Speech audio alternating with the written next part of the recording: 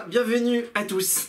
Les chassidim comme Baba Saleh Zecher Tzadik Vekadosh Livracham, leur neshama, elle aspire toujours à faire la halacha au maximum, c'est-à-dire prendre aussi les chumrot.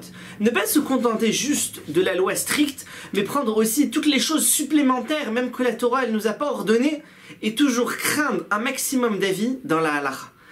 Et là-dessus, il dit le Kaf HaChaim, que quelqu'un il peut voir où est-ce que sa neshama elle se situe. Celui qui tend à faire plus que ce que la Torah elle lui demande, à augmenter son potentiel dans les halachot, alors il peut savoir que sa neshama elle est pure.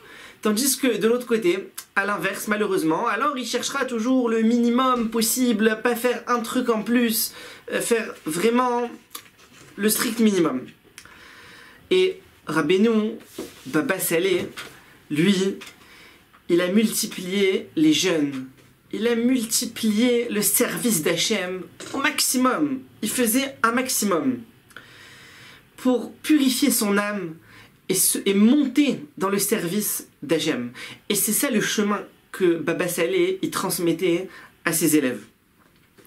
Et il avait l'habitude de dire un Talmid Chacham qui ne se comporte pas beprishut ou bechassidut, en s'éloignant des choses de ce monde-ci et en augmentant du côté de la chassidut, il disait Siman she'en bo yirat shamayim. C'est un signe qu'il n'a pas de yirat shamayim. Un Talmid Chacham qui n'est pas beprishut ou bechassidut, il dit c'est un signe qui n'a pas en lui de crainte d'Hachem. Et là-dessus, pour illustrer ça, on a une très belle histoire concernant les tzitzit de Baba Saleh. Il a voulu avoir un talit gadol qui était fait entièrement 100% de tsemer rechelim, donc de laine de chèvre, et entièrement avodat yad, fait, tissé, fabriqué à la main, sans aucune machine, sans électricité, tout à la main. Et pour ça, il a trouvé Rabbi Asher Wiseman, qui était à Mea Shearim, et il fabriquait comme ça des talitot entièrement à la main. Et il était appelé Talit Man, hein, l'homme Talit, il était surnommé. Et Baba Saleh, il lui a demandé, il lui a fabriqué un très beau Talit blanc, de 2,20 m sur 1,70 m. Et lorsque Baba Saleh, il a reçu, il était vraiment très heureux, une joie énorme d'avoir un talit comme ça pour le service d'Hachem. Et il demandait plusieurs fois, c'est fait entièrement à la main, avodat yad? Oui, c'est fait, vous êtes sûr, hein, c'est avodat yad, vous êtes sûr? Vraiment, il a insisté pour être sûr et vérifier au maximum que ça a été fait comme il le souhaitait, avodat yad. Parce que Baba Saleh, il connaissait ce que représentait le Talit Gadol, que c'était Or Makif, c'est la lumière qui entoure l'homme. Et il voulait que ça arrive jusqu'au talon, que ça puisse potentiellement entourer tout son corps. Et il le mettait comme ça, avec joie. Il était lourd ce Talit-là, jusqu'à ce que vers la fin de sa vie, il ne pouvait plus le mettre. Il l'a donné en cadeau à son fils, Baba Meir, qui lui a continué à le mettre. Alors, il y avait l'Admour Miradzin. Lui, il s'est occupé, il a fait de nombreuses recherches sur le chilazon, le fameux poisson à partir duquel on fait le fil bleu dans les tzitziot, le techelet. Et l'Admour Miradzin, il a écrit 3 livres qui détaillent l'espèce qu'il a trouvée, qui détaillent tous les critères, toutes les caractéristiques. Et la conclusion de ces 3 livres, il dit de manière claire qu'il aurait retrouvé le chilazon et que donc on doit désormais mettre dans notre tzitziot les fils bleus qui correspondent à ce chilazon. Et une fois, le frère de Baba Saleh, Baba Chaki, il arrive chez Baba Saleh, il lui dit voilà, on a découvert le chilazon, il faut mettre ces fils. Et il arrive lui-même, il avait déjà dans son tzitzit le fil bleu, le techelet, et il dit à Baba Saleh, il faut mettre, il y a des livres qui ont été écrits, etc. Alors Baba Saleh dit écoute, je vais vérifier le sujet. Il demande à son gendre de lui ramener ces 3 livres pour qu'il puisse les étudier et de lui ramener aussi les paroles qui ont été dites à l'encontre de ces livres pour voir chaque côté, qu'est-ce qu'il dit, quelles sont les preuves, quelles sont les contre-preuves. Et le khatan, empressé, il lui ramène les 3 livres. Baba Saleh, il les étudie avec profondeur, Be'ayoun. Et à la fin de l'étude, il dit à son gendre, c'est pas la peine de m'amener les paroles de ceux qui sont contre, parce que déjà, en ayant vu ces 3 livres, je suis pas convaincu. ça m'a pas convaincu du tout, donc pas la peine d'aller plus loin. Je continue à mettre les tzitzit avec les fils blancs, comme mettaient mes ancêtres, et quand Akadosh Baruch Hu, il nous enverra dans sa bonté le Mashiach, alors on pourra être sûr qu'on a le Techelet et accomplir cette merveilleuse mitzvah du Techelet. Et Baba Saleh, il connaissait parfaitement la grandeur des mitzvot. Et il savait que les mitzvot, elles pouvaient protéger les gens. Donc très souvent, quand des gens venaient se faire bénir chez Baba Saleh, il étendait son talit et il mettait les gens en dessous de son talit en disant que par le mérite de cette mitzvah, ça va les protéger. Il disait si déjà quelqu'un, quand il jure au Bet Din, des fois quelqu'un il doit jurer sur certaines choses, il attrape un objet saint, il doit tenir dans sa main un Sefer Torah ou des tefilines. Alors quand on bénit, il faut aussi tenir un objet saint, et on bénit les gens en les faisant rentrer sous les talit.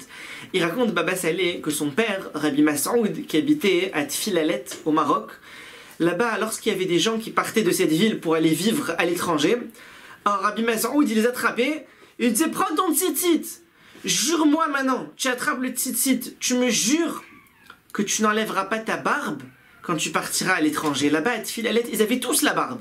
Maintenant, quelqu'un, il arrive en France, il arrive dans d'autres pays, il se sent un peu différent, il risque d'enlever. Il lui dit, tu me jures que tu n'enlèves pas la barbe, et tu me jures que tu n'iras pas dans des endroits impurs. Comme ça, il les attrapait, et il lui disait, si tu jures, alors tu réussiras dans tous tes chemins, Akadosh Baruch Hu, il t'enverra la Hatzlacha. Il racontait aussi, Baba Saleh, sur son ancêtre, le Abir Yaakov, Rabbi Yaakov à Bourtira. Il racontait que lui, il a voulu une fois écrire une paire de tefilines avec les kavanot de Rabbeinu Ahari. Et pour ça, il a trouvé un sofer qui avait la crainte d'Hachem et qui savait faire ses kavanot, et lui a demandé de lui écrire cette paire de tefilines. Le sofer, il s'est mis à la tâche, une tâche très dure, très responsable, et il a commencé à écrire une écriture magnifique. Et à chaque fois, il arrivait au nom d'Hachem et il faisait les intentions kabbalistiques nécessaires. Et à chaque nom d'Hachem, et à chaque fois qu'il y avait une intention à faire, il la faisait, kavanot, ahari. Et voilà que il s'approche de la fin, et sur le dernier nom d'Hachem, il l'écrit en oubliant d'avoir les intentions nécessaires. Maintenant, ça lui a pris des heures, un travail terrible, un travail très dur, une concentration énorme. Et il dit, mais le dernier nom, il est manquant. Le Yetzirah, il a été trop dur. Il amène au Abir Yaakov la paire de tefilines. Le Abir Yaakov, il voit les parchemins. Il regarde, il lui dit, mais le dernier nom d'Hachem, tu n'as pas eu les kavanot. Alors il dit, il essaye de... Il lui dit, écoute, le Abir Yaakov, il lui dit, je vois chaque nom d'Hachem. Je vois qu'il brille, qu'il illumine. Mais le dernier, je vois pas ça. Alors il n'a pas eu le choix que d'admettre. Il lui a dit, écoute, c'est vrai, malheureusement, le dernier, j'ai oublié. J'ai oublié, pardonne-moi. Le Abir Yaakov, dans sa grandeur, il lui dit, écoute, cette paire-là, je te l'achète. Tu as travaillé dessus, je te l'achète. Mais je commande chez toi une autre paire. Je veux que tu me fasses une autre maintenant, où tous les noms d'Hachem, y compris le dernier, tu les fais avec Kavana. Et Baba Saleh lui-même, lorsqu'il a acheté une maison à Yerushalayim, il a dit, on a acheté une nouvelle maison, il faut acheter aussi une nouvelle paire de tefilines. Et il a commandé une nouvelle paire de tefilines.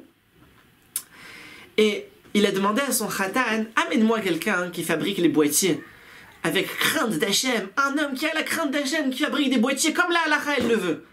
Et son gendre, il lui amène un monsieur très très connu, qui était très connu à cette époque. Il l'amène, et là Baba Saleh, en le voyant, il a perdu tout de suite. Il a vu que ce monsieur n'avait pas la barbe. Il a dit à son gendre, écoute, ce monsieur il n'a pas la barbe, pour moi il n'a pas de crainte d'Hachem non plus. Je veux pas. Et comme ça, et ça s'est arrêté là. Il n'a pas voulu aller plus loin. Baba Saleh, il faisait très très attention. Il avait une importance primordiale pour la barbe. Et on va finir avec une très jolie histoire. Lorsque Baba Saleh, il dormait chez lui, dans sa maison à Jérusalem, dans le mois de Tevet, ça correspond à peu près à janvier, il faisait très très froid, une neige, il neigeait dehors, un froid terrible. Et il y avait son gendre qui dormait là-bas avec lui. Et son gendre, il a pris plusieurs couvertures pour se recouvrir. Lui, Baba Saleh, pour préparer sa nuit, il a pris une fine couverture. Il s'est recouvert à peine les pieds, une grande cruche d'eau à côté de lui avec une bassine. Et toute la nuit, il a étudié la Torah. Et lorsqu'il somnolait un petit peu au milieu de la nuit, et qu'il se réveillait, il faisait à nouveau Netilat Yadayim à chaque fois, pour continuer son étude de manière pure. Et le matin, il a allusionné à son gendre, il lui a dit, de manière fine, il lui a dit, quand il fait chaud, eh ben on dort. Et donc on comprend que si c'est non, quand il fait froid, alors il a eu des forces, ça l'a tenu réveillé pour l'étude de la Torah. Tevorechou, mi Pierre Elion, soyez bénis de la bouche d'Hachem. À bientôt.